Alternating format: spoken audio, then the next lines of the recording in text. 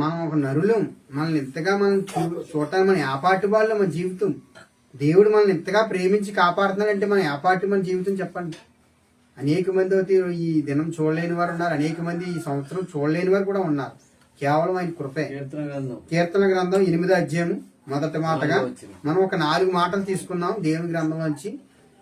మొదటి మాటగా తీద్దాం, 4వ వచనం చూద్దాం.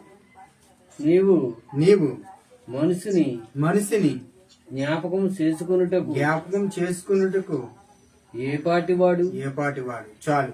సో మనిషి అంటే మన మనుషులు దేవుడు జ్ఞాపకం చేసుకోవడం మన ఏ పాటి వాళ్ళని చెప్పండి.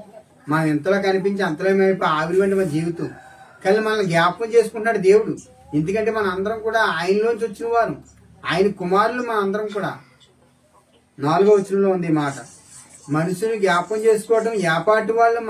మన ఏపాటి వాళ్ళని చెప్పండి. ఈ రోజు మనం ఈ రోజు చూస్తామో రేపు కనపడతామో తెలియదు మన జీవితం.